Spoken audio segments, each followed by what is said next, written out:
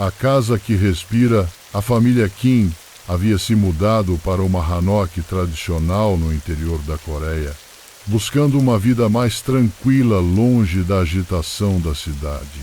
A casa era antiga, com suas paredes de madeira escura e telhados curvados, cercada por um jardim bem cuidado. Parecia o lugar perfeito para recomeçar. Mas, logo no primeiro dia, algo estranho aconteceu. Enquanto arrumavam as malas, a pequena Soa, de apenas 8 anos, parou de repente e olhou para a parede. "Mamãe, a casa está respirando", ela disse, com os olhos arregalados. "O que você quer dizer, querida?", perguntou a mãe, Mrs. Kim, rindo levemente. Soa colocou a mão na parede e ficou em silêncio por um momento. "Está vindo daqui.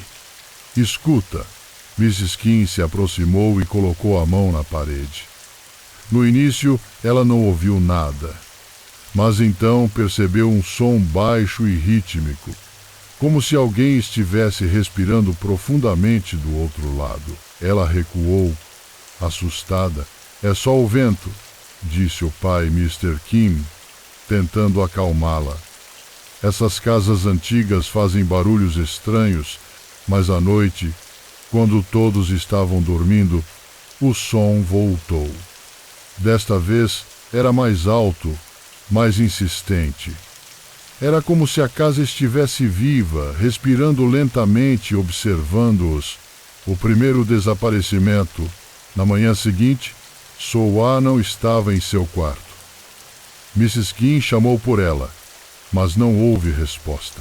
Eles reviraram a casa, o jardim, até mesmo o vilarejo próximo, mas não encontraram nenhum sinal da menina.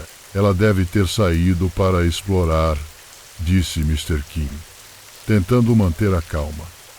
"Vamos encontrar Voto lá."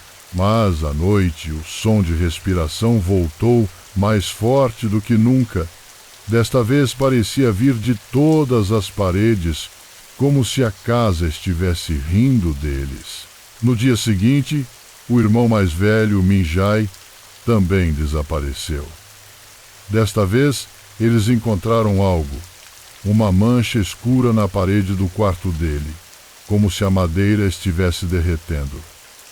Mrs. Kim tocou a mancha e sentiu algo quente e pulsante, como se fosse carne viva. "Temos que sair daqui", ela disse em pânico. "Esta casa, ela está viva." A verdade sobre a Hanok. Determinados a descobrir o que estava acontecendo, Mr. e Mrs. Kim foram até o vilarejo mais próximo em busca de respostas. Lá, encontraram um homem idoso que conhecia a história da casa. Essa Hanok foi construída há mais de 100 anos.